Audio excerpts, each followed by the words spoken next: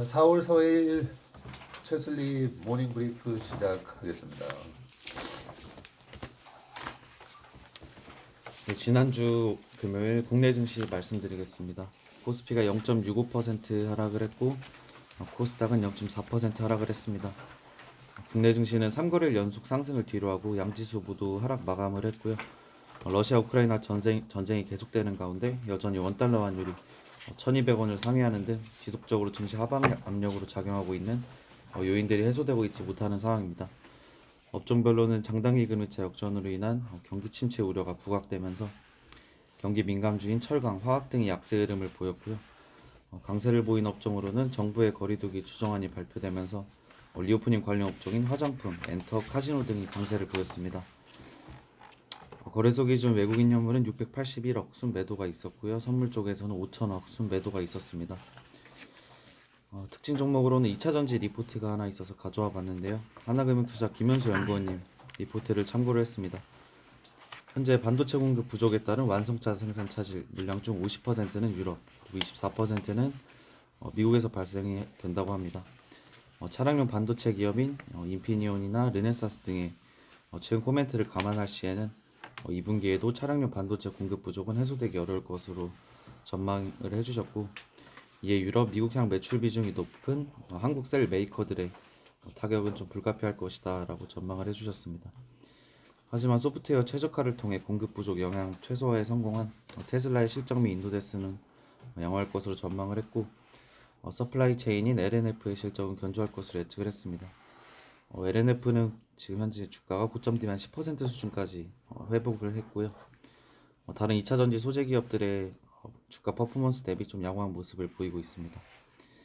눈여겨볼 만한 셀 메이커로는 SK이노베이션을 말씀을 해주셨는데, 삼성 SDI나 LG 에너지솔루션보다 1월, 2월 큰 폭의 성장을 기록을 했고, 이는 주요 고객사들의 MS 상승에 영향을 받았고, SK온 밸류체인 관련 종목도 관심을 가져야 된다고 예상을 했습니다. SKI 테크놀로지나 에코프로비엠을 예로 들었고요.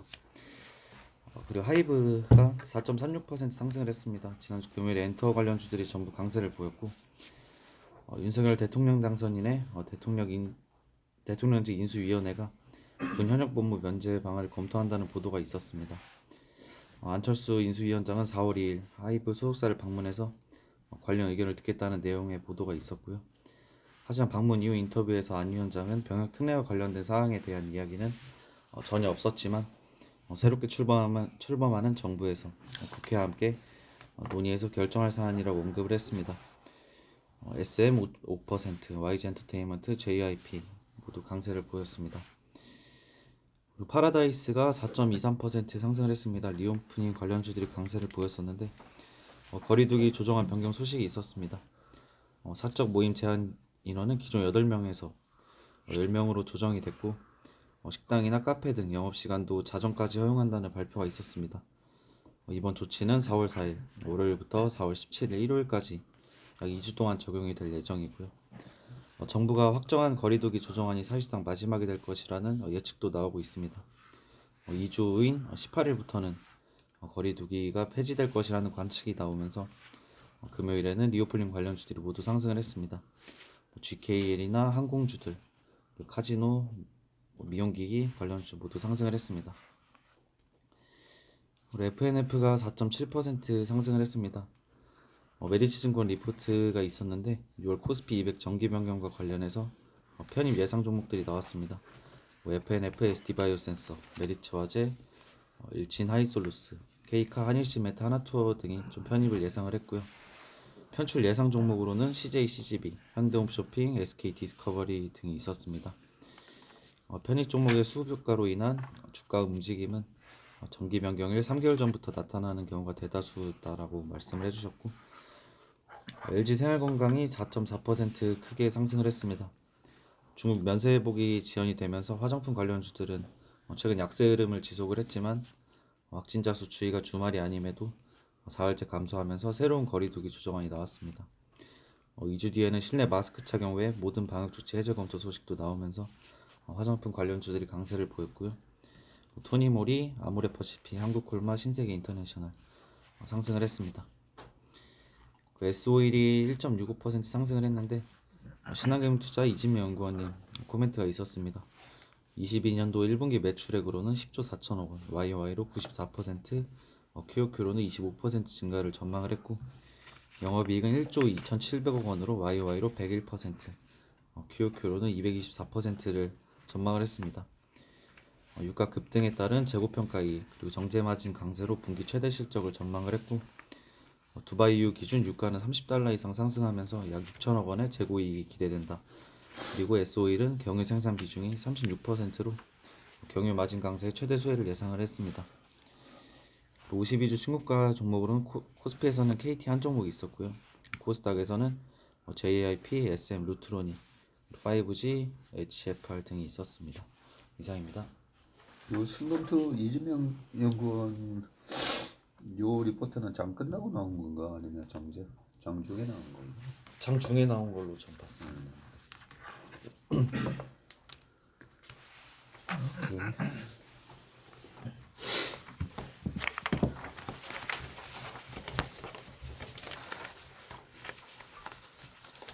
시장 리뷰 말씀드리겠습니다. 주요지표 말씀드리겠습니다.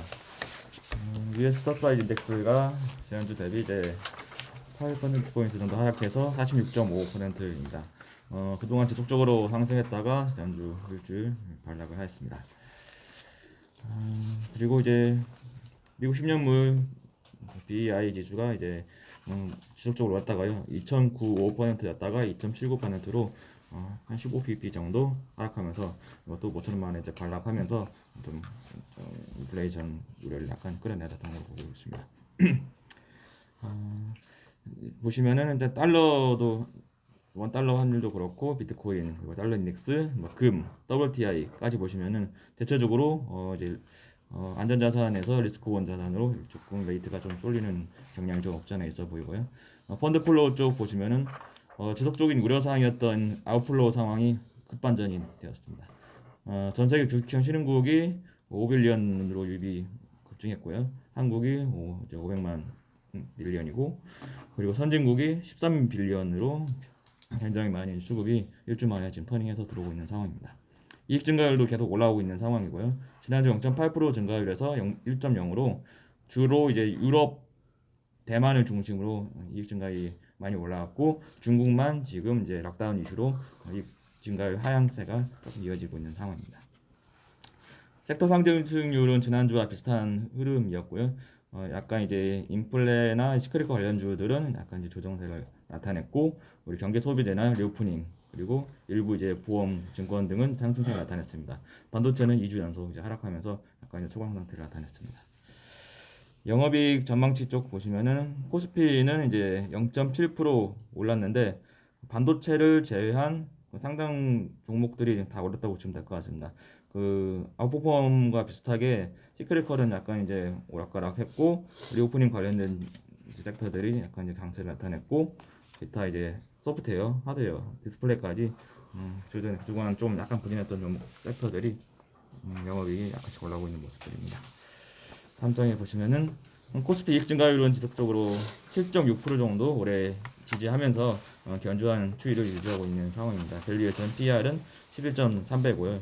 이익 증가율을 리딩하고 있는 것은 이제는 거의 반도체가 리딩하고 있는 것 같습니다. 올해 36% 정도 YY 증가세를 나타내면서 지난달에 30%를 돌파한 이후에 계속적으로 YY 증가율이 올라가고 있고 하반기 턴어라운드 기대감이 더 무르익어 가는 것 같습니다.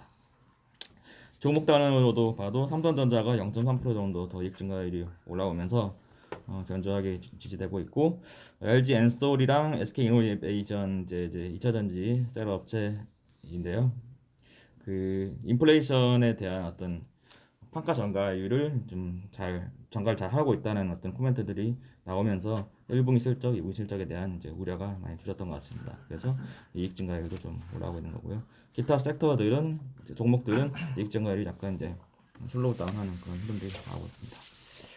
이번 주 일정 보시면은 오늘 오펙 플러스 회의 일정에서 여러 가지 좀 이야기들이 나올 수 있는지 볼 필요가 있고 내일 미국 ISM 서비스업 지수가 이제 컨센 대비 이제 전기 대비 컨센이 좀 올라오고 있는데 미국 경기 상승 흐름이 얼마나 좀 이어질 수 있는지 그리고 중국 쪽은 이제 전기 대비 컨센서스가 다 낮춰지면서 제조업 PMI, 서비스 PMI가 있는데 이런 이제 락다운 이슈들에서 어느 정도 영향이 받았는지 좀 관전 포인트인 것 같습니다. 삼성전자랑 LG전자 잠정 실적 발표가 목요일에 있어서 이제 코멘트 찾아볼 예정이고요. 다음 달에 금통이랑 테슬라 슬발, 애플 메타 플랫폼 이런 것들이 좀 예정돼 있고요. 5월 달에 MSI 반기 리뷰인데 별로 이슈가 없습니다. 현대중공업이랑 KT만 가능성 있고 나머지는 그냥 좀 소소한 국면이라고 보고 있습니다. 지난주 외국인 직접으로 한 7천억 정도 매도세가 나와서 연초 이후에 5.8조 원 정도 매도세가 나오고 있어서 수급은 별로 전환되고 있지 않는 모습들이 나오고 있고 신용잔고만 개인 신용잔고만 조금씩 올라오고 있는 모습들이 나오고 있습니다. 그래서 이번 주는 전반적으로 지난주 대비는 이제 어떤 상승에 대한 모멘텀들이 좀 더 올라왔고요. 아까 말씀드린 여러 가지 지표상에서 리스크온 분위기들이 조금씩 나오고 있고 유동성이 급반전하면서 유입이 되고 있다입니다. 하락적으로는 그동안 깔려왔던 그런 주단학적 변동성 지속이나 경기 모멘텀 일부 하향 가능성. 근데 선진국 이용 모멘텀 올라왔기 때문에 이번 주는 하락보다는 상식적 모멘텀이 조금 우위인 것 같습니다. 감사합니다. 펀드플로우 돈이 이 정도면 많이 들어온 거지? 네, 갑자기 선진국 들어왔네. 신용목도 빌리언 단위로 들어오는 경우는 그렇게 많지는 않은데 5빌리언이 한 방에 들어왔고 선진국은 14빌리언이 들어와서 그렇네. 눈에 띄더라고요.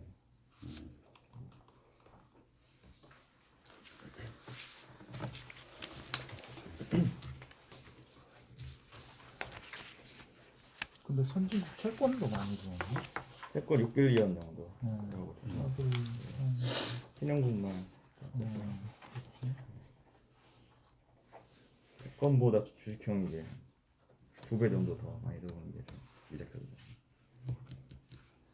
근데 MSCI 여기에 지금 KT가 안 들어가 있나 봐. KT가 외국인 비중 50% 제한이 걸려 있어서 들어가면 외국인 비중 늘어나서 또 이제 더 이상 살 수 있는 여력이 없어서 없어서 또 빠지고 반락되고. 이게 직접 기억난다. 규정에서 아시죠? 외국인이 살 수 있는 여력에 대해서도 굉장히 많이 따지거든요. 근데 50% 제한이 걸려 있어서 사면 넘어가니까 이제 못 사서 이제 떨어지고 SKT도 막 팔면 또 올라가고 그러니까 매번 반복하는 것 같아요. 되게 웃기는 건데 진짜 웃기는 거죠. 예, 계속 비효율을 붙인 것 같습니다. 계속 그게 엇박자 나는 거예요. 고점에 가서 그러니까 외국인 입장에서 저희는 뭐 팔락되면 또 팔아야 돼. 네. 팔면 떨어지니까 비중 생기면 또 편입되고. 어쩌면 이거는 거꾸로 해야 되는 거죠, 사실 그 전략상으로는. 그렇네. 이거를 잘 이용해 먹어도 되겠구나. 그러니까 유동시총에 따라서 그 MSCI에서 비중이 확대되고 줄어드는 게 있더라고요. 그렇지. 우리금융지수 같은 경우도 원래 예보가 지분을 많이 가지고 있었잖아요. 그래서 유동시총 자체가 줄어들어가지고 비중이 작았었는데 그 예보 물량이 빠져나가면서 MSCI 내에서 비중이 좀 비중이 늘어나고, 늘어나고 예, 편입은 돼 있는데 비중이 예, 더 그렇죠. 늘어났단 말이지. 그래서 최근에 외국인들 집 매수가 계속 들어오는 것도 그런 이유 때문이기도 하거든요.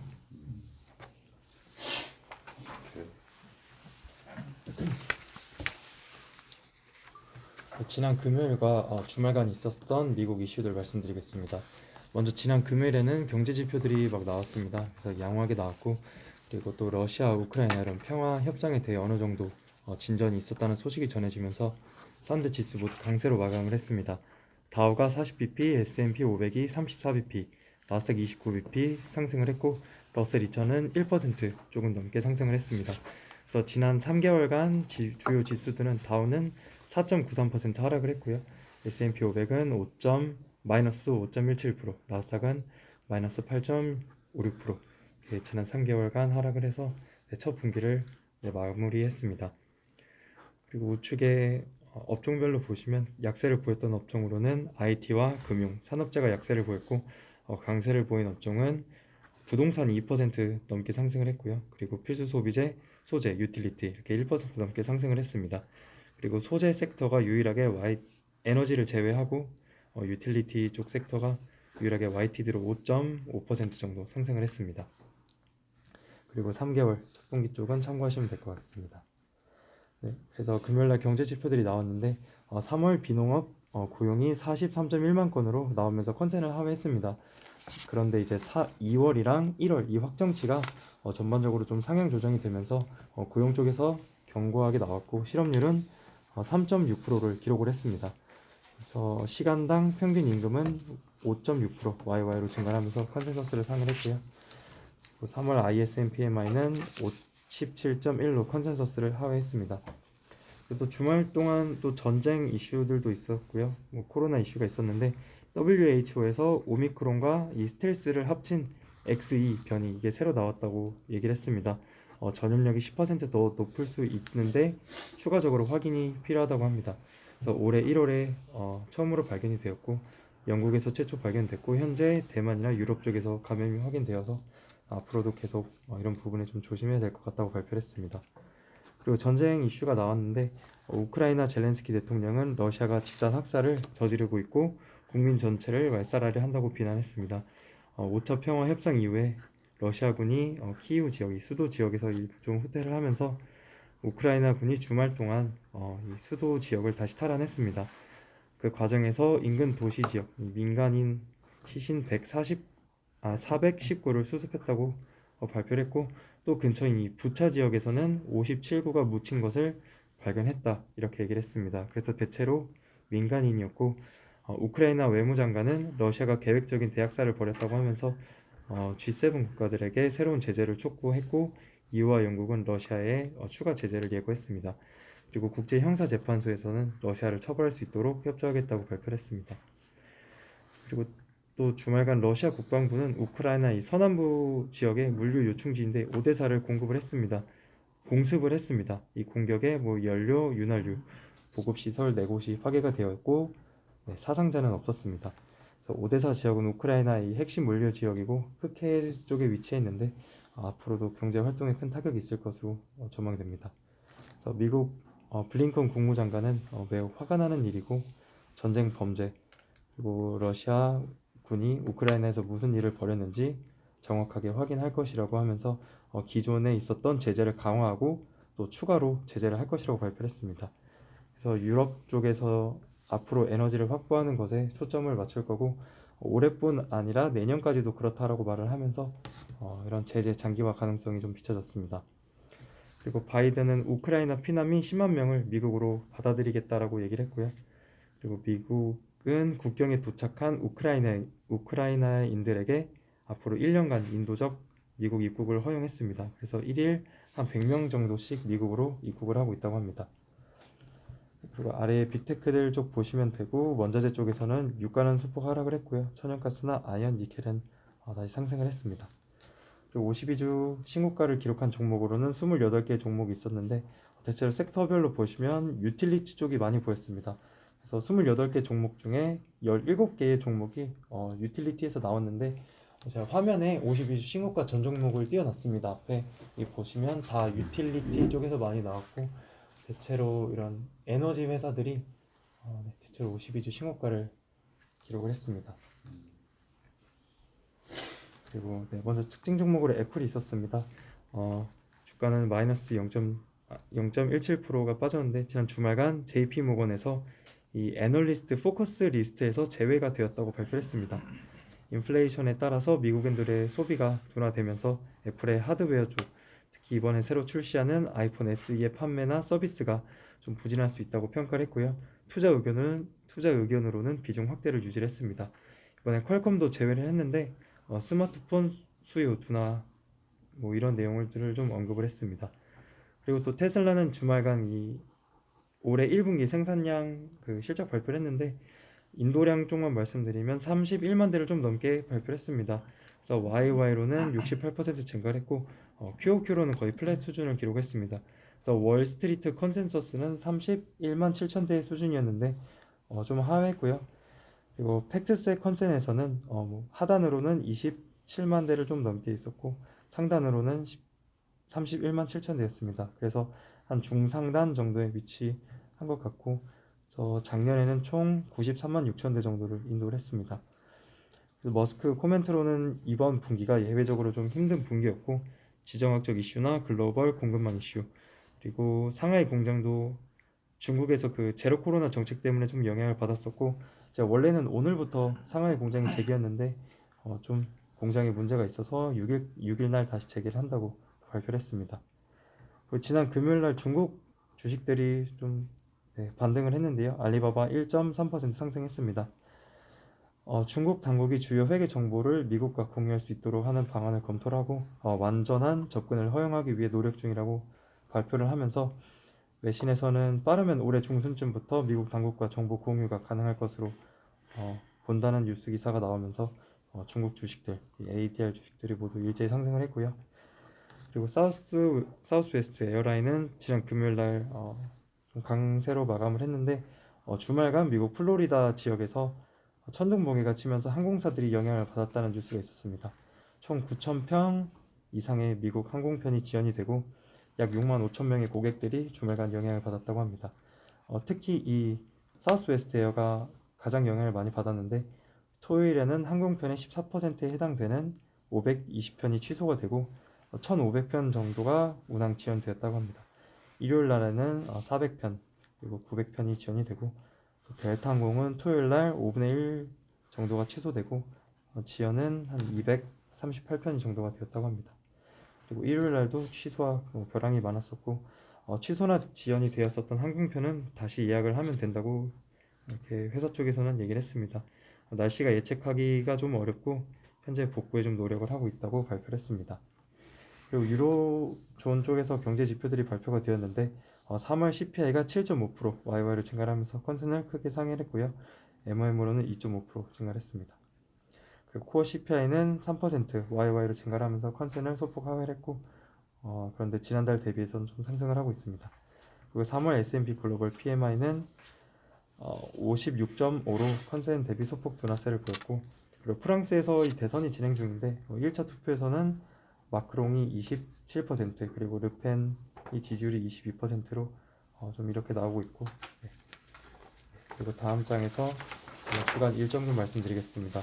월요일 날에는 뭐 큰 특이사항은 없습니다. 앞서 말씀해 주셨던 것처럼 오펙 회의가 있고요. 그리고 유로존 쪽에서는 샌딕스 소비자 기대 지수가 나와 있는데 컨센이 마이너스 9.2입니다. 그래서 전월보다 더 안 좋아질 것으로 예상이 되면서 유럽 쪽, 유로존 쪽에서 좀 안 좋은 모습을 보일 것 같고 화요일에는 미국이나 유로존 다 PMI 지수들이 발표가 예정입니다. 그리고 수요일 날에는 이 나토 외무장관 회의가 있는데 7일까지입니다. 벨기에에서 치러질 예정이고 러시아 제재나 우크라이나 지원 방안을 논의하기 위한 회의가 예정이 되어 있고요. 이번에 처음으로 한국과 일본이 또 초청을 받았다고 하는데 한국 쪽에서는 대표단이 주말간 출국을 했고요. 한미 동맹이나 대북 제재 그리고 한반도 글로벌 현안 등에 대해서 논의가 이뤄질 예정이라고 합니다. 그리고 목요일 날에는 FOMC 3월 의사록이 공개가 될 예정이고 유럽 쪽에서는 통화정책 회의가 있습니다. 그리고 금요일 날에는 특이사항이 없습니다. 이상입니다.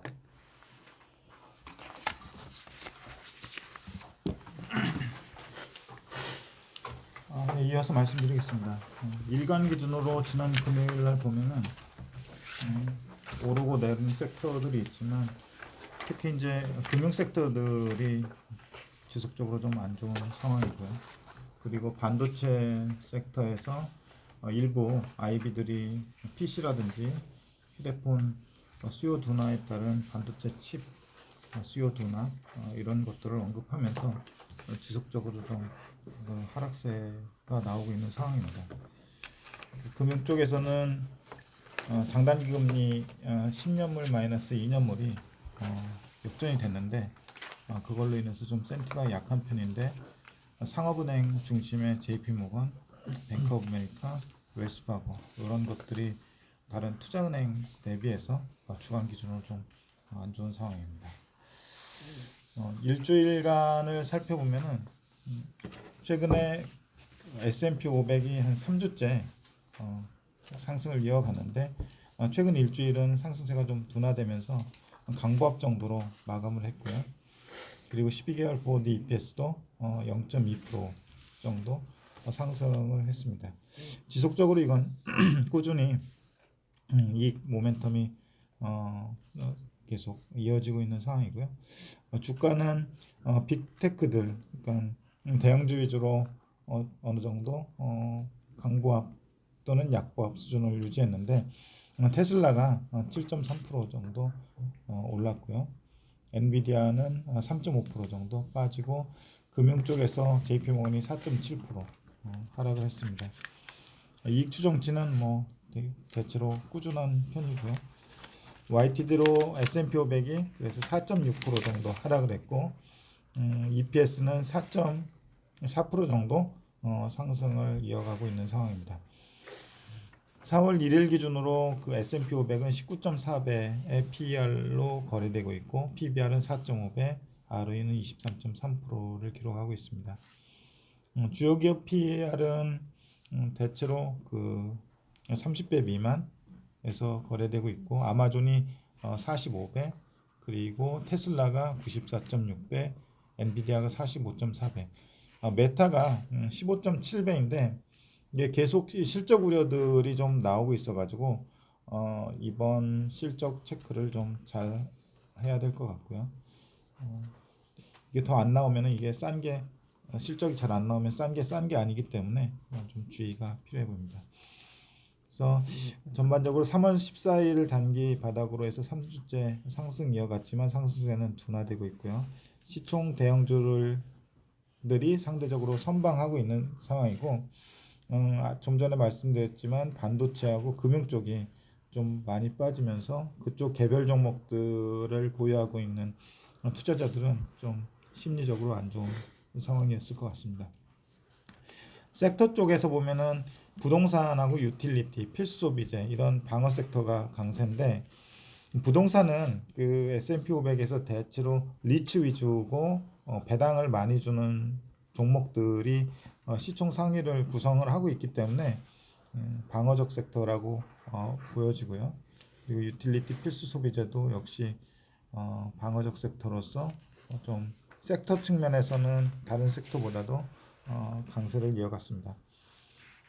금융 섹터 가장 부진했는데 보시면은 지난주에만 3.3%가 하락을 해서 전 섹터에서 제일 부진한 모습을 보여줬고 그 주된 이유로는 지난주에 한번 말씀드렸지만 장기금리가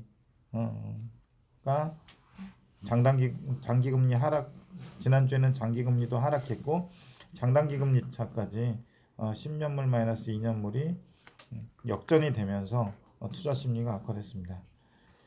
다만 아직까지 보면은 뒤에 그 S&P 500의 금융 섹터하고 주요 종목들의 EPS 추정치 변화를 가져왔는데 이익 추정치에는 이렇게 뭐 훼손되거나 뭐 이런 모습들은 보여지지 않고 있습니다. 물론 이번 달에 금융주를 필두로 해서 실적 발표를 할 것인데 그거를 좀 면밀히 좀 체크를 해봐야 될 것 같은데 시장에서는 실적에 대한 노이즈보다는 매크로에 대한 노이즈를 더 시장 참여자들이 더 좀 우려를 하고 있는 것 같고요. 어쨌든 실적으로 그 매크로에 대한 우려를 씻어주게 된다면 다시 반등은 하겠지만 그게 매크로에 대한 우려가 실적으로 현실화된다면 주가는 좀 더 하락을 이어갈 것 같습니다. 어쨌든 나오는 대로 좀 체크를 해드릴 예정입니다. 홈빌더는 계속 이제 그 30년물 모기지 금리가 계속 그 상승을 하면서 좀 안 좋은 모습을 보이고 있고요. YTD로 27.57%가 하락을 했습니다. 다만 그 주택가격 지수는 그렇게 큰 변화를 보이지 않고 계속 우상향하고 있는 상황이라서 아직까지는 그 주택가격으로 봤을 때 그 주택시장의 기초적인 둔화를 얘기하기는 좀 어려운 것 같습니다. 미국 실업률하고 비농업 고용자 수가 나왔는데 실업률이 3.6% 나와서 컨센 대비로나 전월 대비로나 계산되는 상황이고요. 그래프 보시면 알겠지만 2020년 2월에 프리팬데믹 그 가장 낮은 수치가 3.5%였는데 거의 그 수치까지 지금 도달한 상황입니다. 그래서 미국 그 실업률로 봐서는 거의 완전 고용 상태에 있다고 보시면 될 것 같고요. 비농업 고용자 수를 보면 43만 1000명 나왔는데 컨센이나 전월 대비로는 조금 덜 나왔습니다. 그래서 섹터별 증가율로 보시면은 약간 다른 모습을 보이는데 레저 및 접객, 리저 앤 하스피탈리티 이쪽 부문의 증가세가 굉장히 뚜렷하게 나타나고 있고요. 그다음 리테일 유통하고 제조하고 정부 쪽 순으로 증가세를 보이고 있는 상황입니다.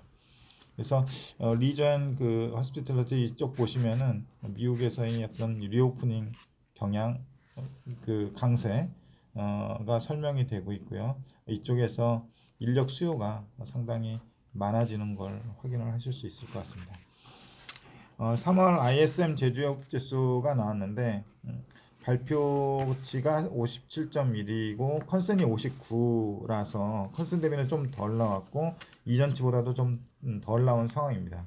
그래서 지금 보시면은 그 2021년 5월, 6월 수준까지 지금 내려와 있는 상황이고요. 부문별로 보시면은 신규 주문이나 생산이나 수출입 이쪽이 감소했고 원가, 고용 등은 증가를 한 상황이고요. 공장 재고하고 고객 재고 등도 개선이 되면서 약간 서플라이 체인에 그 개선이 있는 걸로 확인이 되지만 실제로 코멘트들 보면은 약간 그 공급망 차질이 그 우크라이나 사태나 또 이런 걸로 인해서 좀 그 개선 속도가 좀 둔화되고 있는 느낌이고요. 또 대체적으로 얘기하고 있는 것이 물가 상승에 대해서 얘기를 하고 있는데 그로 인한 비용 상승 압박을 받고 있는 그런 상황인 것 같습니다. ISM 협회 코멘트로는 수요는 견조한데 공급망 차질이 지속되고 있고 인력 부족이 전 부문에 걸쳐 좀 개선되고 있고 공급망 차질에 대해서도 서서히 해소될 것이라고 기대는 하고 있는 상황입니다. 업계 코멘트를 보시면은 일단 컴퓨터하고 전자제품 이쪽 보시면은 부품 등 공급망 차질이 완화될 기미가 없어서 유통상에 더 많이 의존해야 된다고 얘기를 하고 있고요. 화학 쪽은 가격 상승으로 인해서 가격이 상승하고 있고 고객 주문은 밀려드는데 원재료 조달이 잘 안 되고 있어서 고전 중이다. 역시 이제 서플라이 체인의 차질을 좀 얘기하고 있는 상황입니다. 운송 장비는 영업 환경은 항공 분야를 중심으로 서서히 개선되고 있지만 여전히 리드 타임이 길어서 올해 사업 전망과 비용 전망이 어렵다고 얘기를 하고 있고요. 그리고 식음료는 특히 이제 이쪽이 그 우크라이나 사태로 인한 곡물가 상승에 대한 어려움을 토로를 하고 있고요. 이로 인해서 비용과 수익성을 통제하기가 쉽지 않다 그런 얘기를 하고 있습니다. 그리고 기계 쪽도 철강 가격이 계속 오르고 있고 운송 비용이 연료비 상승으로 인해서 많이 오르고 있다.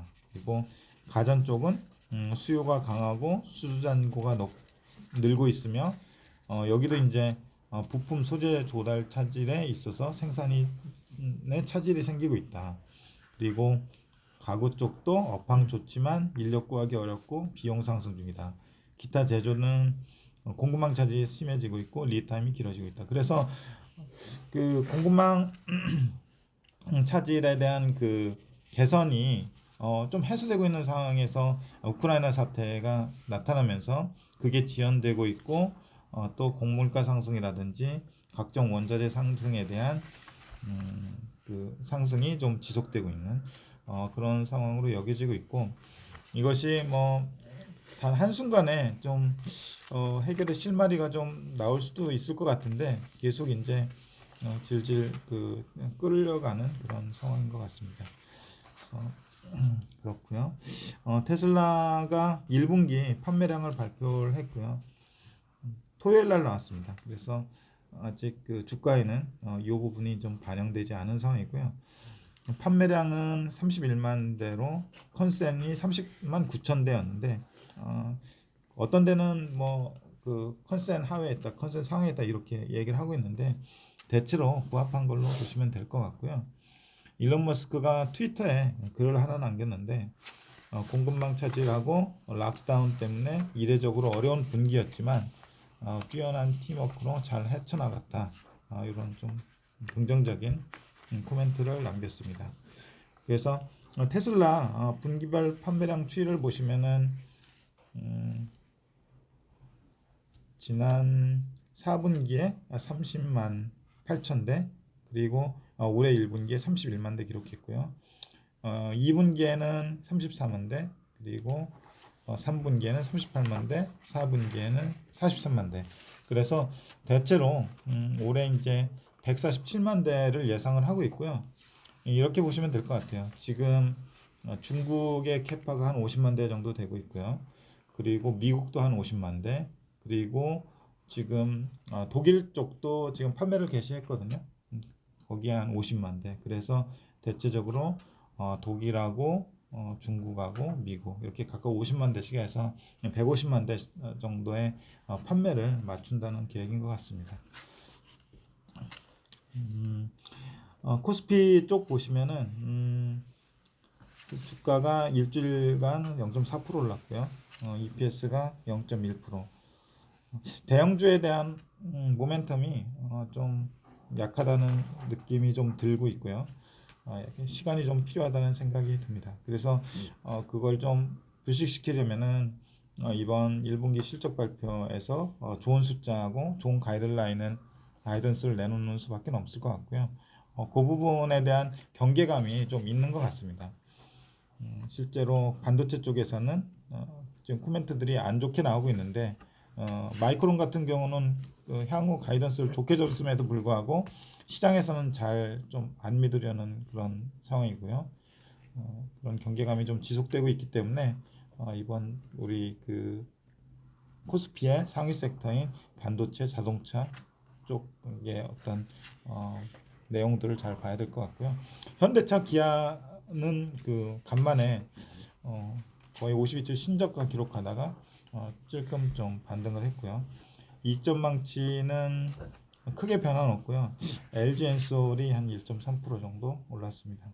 그래서 4월 1일 기준으로 해서 코스피 PER은 10.6배, PBR은 1.05배, ROE는 9.95%를 기록을 하고 있고 PER도 크게 그 변화는 없고요. LG 엔솔이 108배 정도, 그리고 카카오 48배, 네이버 30배를 기록을 하고 있습니다. 대체로 대형주들이 좀 무거운 그런 힘든 구간을 가는 가운데 대형주 중에서 삼성 SDI가 한 8% 정도 주간 기준으로 올랐고요. 기타 SK이노베이션, LG생활건강 등 에너지, 리오프닝, 모멘텀 관련 주식, 그리고 여기 이제 기존 안 했지만 엔터주들이 상당히 강한 모습을 보여줬습니다. 지금 가장 시장에서 그 뜨거운 논쟁이 펼쳐지고 있는 것이 미국의 장단기 금리 차 역전인데 시장 참여자들은 일단 10년물 마이너스 2년물 기준으로 역전이 됐기 때문에 뭐 시차를 두고서라도 미국의 경기 침체에 대해서 무게를 두고 있는 상황인 것 같고요. 연준이나 월스트리트저널 같은 경우는 지난주에 말씀드렸듯이 10년 마이너스 2년보다 10년 마이너스 3개월이 더 예측력이 뛰어나다라는 입장입니다. 그래서 어느 쪽이 뭐 맞는지는 모르겠지만 어쨌든 역시 그 이번 실적 발표에서 미국 기업들이 숫자로 보여주는 상황이 돼야 시장이 어떤 이러한 불신을 갖다가 그러니까 시장이 이런 경계감을 갖다가 완화시켜 줄 것 같습니다. 10년물이 지난주에는 2.38%로 주간 기준으로 9bp 정도 빠졌고요. 기대 인플레이션도 원자재가가 조정을 받으면서 16bp 빠져서 2.8%를 기록하고 있습니다. 실질금리는 기대 인플레이션이 더 빠지면서 마이너스 0.44%로 6bp 정도 계산이 됐고요. 장단기 금리차는 10년물 마이너스 2년물 기준으로 마이너스 0.07%. 이게 지난주까지만 하더라도 한 20bp 정도 됐었는데 27bp가 하락을 하면서 역전이 됐고요. 2년물이 지금 2.46%입니다. 10년물하고 비교해보면 한 7, 8bp 정도 차이가 나는데 지난주에 19bp가 상승을 했습니다. 특히 이제 금요일 날 경제 지표가 발표되면서 특히 실업률이 굉장히 낮게 나오면서 그 낮은 실업률로 인해서 연준의 긴축이 좀 더 가속화될 거라는 그런 예상 때문에 2년물이 특히 지난주 금요일에만 10bp 이상 올랐고요.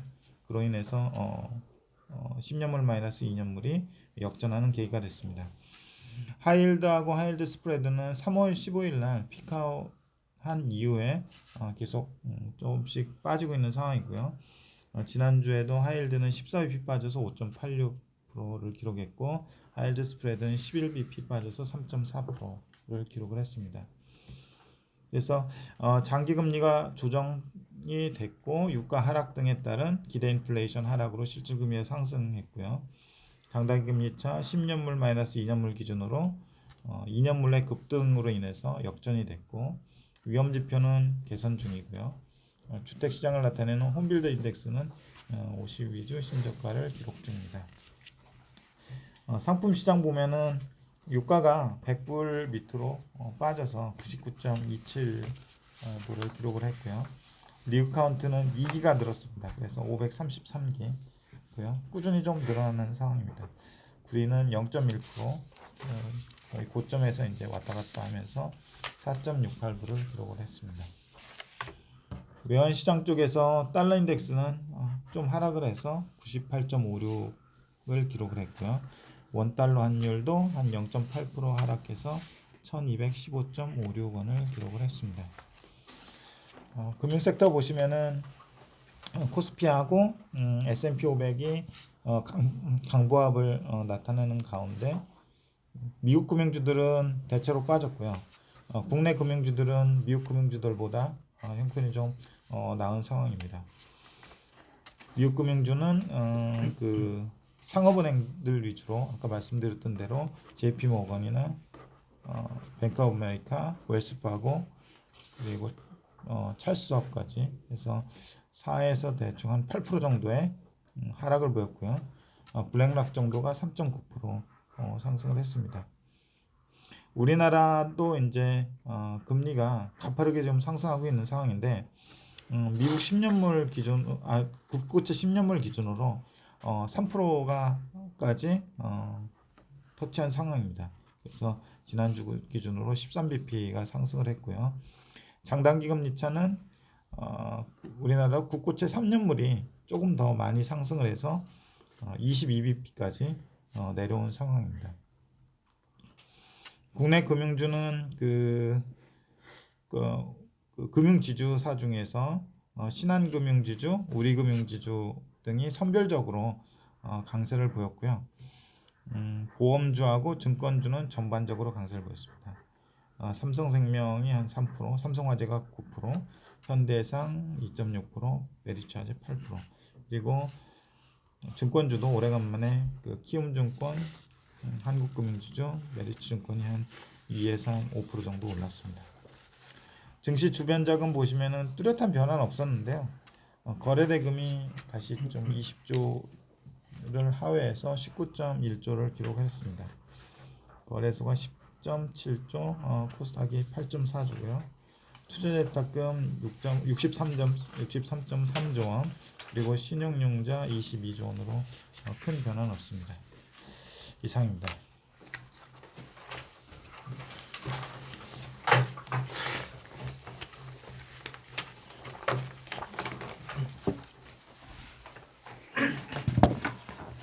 네, 이어서 저도 말씀드리도록 하겠습니다. 지난주 금요일 방역정책 개편 그리고 부동산 부양차에 대한 기대감으로 대형주 주도로 지수는 0.94% 좀 상승했고요. 업종별로 보시면 교통운수, 미디어, 부동산, 상업무역 등 업종이 강세를 보였고 이하 바이오, 투구, 강주, 통신, 석탄 등 업종이 약세를 보였습니다. 지난주 금요일 매국인 44억 위안 정도가 수요 매수였고요. 그 3일 수요 매수 기록했습니다. 52주 신고 종목은 4개 정도가 나오고요. 그 은행주 거의 선성하고 있고 보리 부동산 1등 회사였고요. 이거는 거의 다 부동산 시장 후보에 대한 기대감으로 주가는 상승했습니다.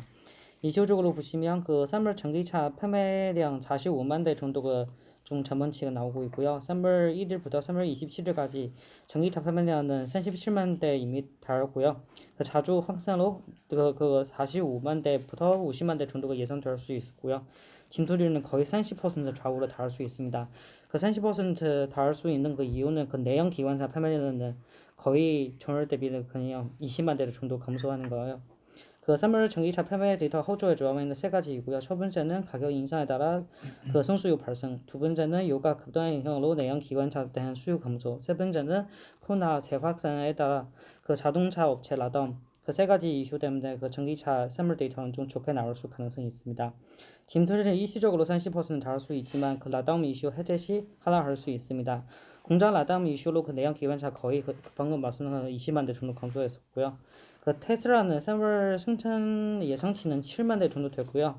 실질적으로 그 라다움 이슈 때문에 6만 대 정도 나올 수 있습니다.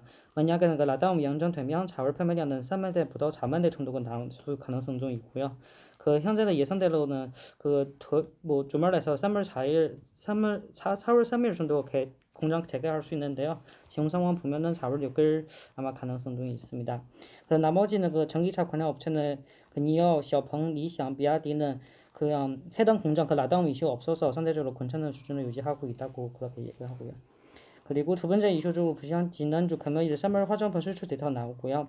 3월 화장품 그 수출에는 5.9억 달러 정도 되고 동기 대비 12.6% 정도가 감소했습니다. 그런데 그 전월 대비도 20% 좌우는 좀 상승하고요. 고가별 매출 상황은 충고는 마이너스 26% 동기 대비는 감소하고 전월 대비 22.5% 정도 증가했습니다. 특히 일본적으로는 동기 대비 9%, 그 전월 대비 50% 가까이 증가했고요. 그 밑에 차트를 보면 그 전월 대비 데이터는 계속 좋아지고 있습니다. 특히는 일본적으로 잘 좀 봐야 하고요. 그 일본은 그냥 첫 번째는 확진자는 좀 빠졌고요. 이건 때문에 그거 일본은 매출은 계속 일본 그 화장품 수출은 되게 좋게 나오고 있고 최근에 일본은 그거 좀 좋게 나오는 이유도 한가 있는데요. 그거 일본산 화장품보다 한국산 화장품이 더 싸다고 그렇게 인식이 좀 강화되어서 그냥 수요가 좀 좋아지고 있습니다. 이상입니다. 그거 일본은 그 화장품 원래는 거의 그 자구 만든 그 화장품 많이 쓰고 있는데요. 또 가성비 되게 좋다고요. 한국 화장품의 네, 한국 가성비가. 네, 맞아요. 그 아시아 그거 일본, 중국 그거 피부 그거 거의 똑같아서 아마 그런 게 나중에는 그 코로나 이슈가 끝나면은 또 비슷하게 그 추세가 나올 수 있을 가능성이 있어요. 그리고 그 안화는 별 변화가 없지만 그 외양화는 계속 강세에 이어지고 있어서 원래보다 훨씬 더 싸졌어요. 네. 그래서 일본 데이터 좀 보고 아마 충고적으로도 그 따라서 좀 좋아질 가능성이 있습니다. 그쪽은 수요가 되게 좋고요. 네.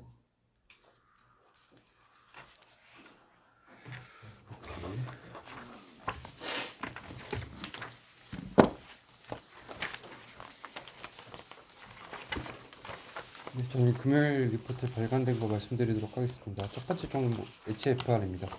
하나금융투자의 김홍식 연구위원님께서 작성해 주셨고 목표가는 63,000원 제시해 주셨습니다. 목표 주가 63,000원은 22년도 예상 EPS 3,170원에 타겟 PER 20배를 적용해 주셨는데 첫 번째로는 브라이징 예상 수주 물량을 최소화하여 추정하셨고 특화망 수주 가능성을 추정에 반영하셨고 신규 교육사 확보로 인해서 주가가 추가적인 멀티플 확장이 가능하다고 하셨고 이미 2천억 원의 수주가 확보됐다고 합니다. 작년 통신사의 커버리지 확대로 고객사의 대규모 프론트홀 발주가 진행되면서 연내 반영 예정인 기수의 수주액이 2천억 원을 넘어선 상황이라고 합니다. 그리고 국내 5G 투자 본격화로 매출 급증이 기대가 되는데 첫 번째로는 국내 통신 3사의 캐팍스 확대에 의한 국내 매출 상승, 두 번째는 북미 통신사의 인프라 투자에 따른 프론트홀 수주 급증, 세 번째로는 DB 완료 제품 업그레이드로 고마진 제품 수주 확대가 있습니다. 이상입니다.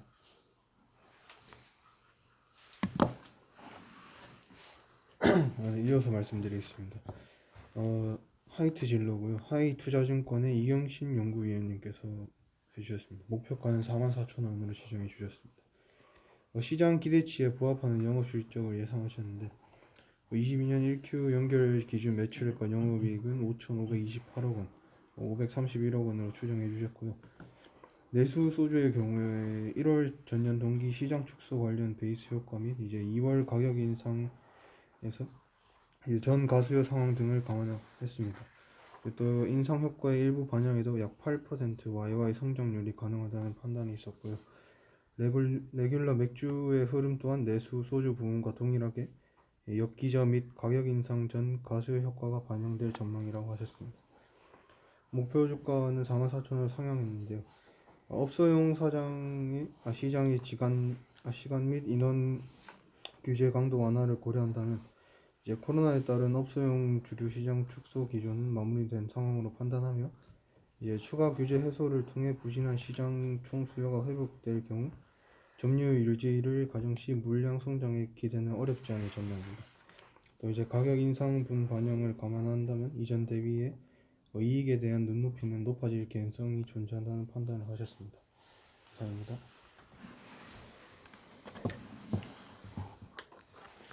네, 다음으로는 LG 생활건강 말씀드리겠습니다. 현대차증권의 정혜진 연구위원께서 작성해 주셨습니다. 22년도 1분기 실적 전망으로 매출액 2조 408억 원, 영업이익은 3,454억 원 전망하셨는데 상대적으로 고마진 면세 채널 부진은 21년도 4분기에도 이어지고 22년도 1분기에도 일부 영향 지속되며 연결 영업지 이익은 역성장을 예상하셨습니다. 그 중에서 화장품 매출로는 1조 1,299억 원으로 YOY로는 마이너스 3%, QOQ로는 마이너스 2% 하행됐습니다. 영업이익도 2,239억 원으로 YOY 기준 마이너스 12%, QOQ로는 43% 추정하셨습니다.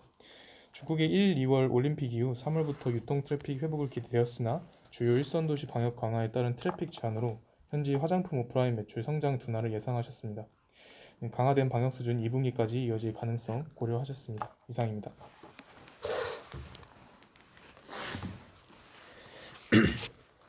다음으로 SK바이오사이언스 발표하도록 하겠습니다. 키움증권의 허예민 연구원님이 리포트 작성해 주셨고 목표가는 18만 원으로 하회 제시했습니다. 1분기 컨센서스는 대폭 하회할 전망이며 매출액 732억 원, 영업이익 255억 원을 전망했습니다. 1분기 매출액은 노바백스 CMO 향의 대부분일 것으로 추정되지만 일시적인 병목 현상으로 출하 지연 이슈가 발생해 컨센을 하회할 예정이고 다만 하반기 자체 백신 매출이 발생하면서 연간 실적에 미치는 영향은 미미할 것으로 전망됩니다. 코로나 이후 대비로는 이제 현재 코로나 때 1.6조 원의 통보한 현금을 바탕으로 코로나에 집중된 포트폴리오를 다변화할 것으로 전망됩니다. 생산 지역 확대, mRNA 플랫폼 확보, 세포 유전자 CDMO 등으로 사업 확장할 예정입니다. 이상입니다. HFR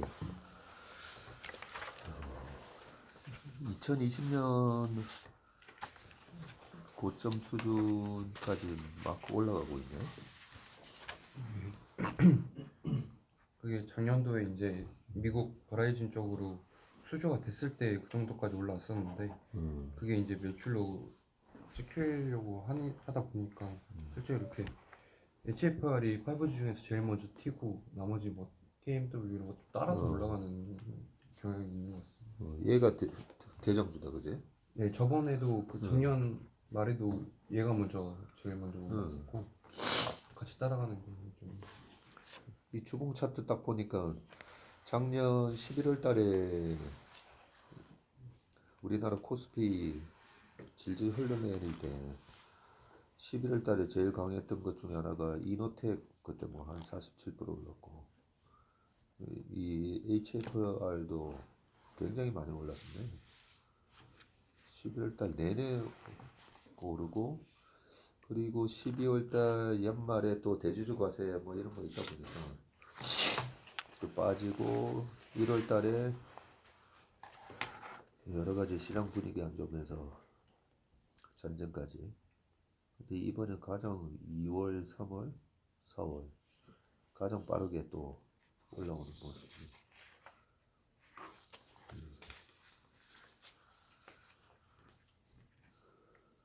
LG생활건강은 이렇게 안팎으로 쉽지 않다. 부정적인 영향, 부정적인 코멘트 계속 이렇게 나오고 있는데, 여기 보시면 주봉에서 처음으로 2주 연속 주봉이 빨간색이 나는 모습이 보였는데, 만약에 왕차장이 보는 것처럼 올해 화장품이 회복된다면 이번 주까지 이제 3주 연속 상승하는 그런 모습이 나오는지 안 나오는지 한번 볼 필요가 있습니다. SK바이오사이언스는 이게 컨센이 3,006억 수준인데, 매출 컨센이 3,000억 수준인데 732억 나온다는 건가? 네, 맞습니다. 1분기 그건 대폭 하회할 전망인데 이게 추가 지원으로 인해서 2분기 때는 좀 메꿔지고 하반기 때는 이제 자체 백신 매출로 인해서 좀 이런 것들이 다 회복될 전망이다라고 지금 해주시고 있습니다. 일시적인 병목 현상 때문이라는 거지. 뭐가 병목이 나온 거지? 그쪽 관련해서는 자세히 못 알아보긴 했는데 한번 더 알아보고 추후에 업데이트하도록 하겠습니다. 그럼 이 빠진 매출이 2분기에는 다 회복된다. 네, 그렇게 말씀해 주셨습니다. 그러면은 전체 그 연간 매출은 맞출 수 있는 그런 상황인가? 근데 또 보시면은 그 위원님께서 위쪽에 컨센 대비해서도 조금 많이 하회할 한 예상이라고. 4천억 이상. 네, 4천억 정도는 빠질 것 같다. 컨센 대비 이렇게 말씀해 주셨습니다. 그럼 빠진 대로 그대로 간다는 얘기인 것 같은데, 이 그 애널리스트 생각은? 왜냐면 시장 컨센하고 그 본인이 그 애널리스트 본인이 낸 컨센하고 한 4천억 이상 차이가 나니까. 그쪽 관련해서 좀 더 알아보고 업데이트하도록 하겠습니다. 병목이 안 받아들여지는데 병목이라고 하는. 그렇지. 이거 비행기로 다 날라서. 그러니까 비행기로 나름 되는데. 무엇보다 빠르게 지금 응. 터지고 있는. 바이오의약품을 뭐 배로 그지 하진 않을 거고. 우아백스에서 오히려 약이 인기가 떨어져서 오더 컷이 나왔다고 하는데 나갔잖아요.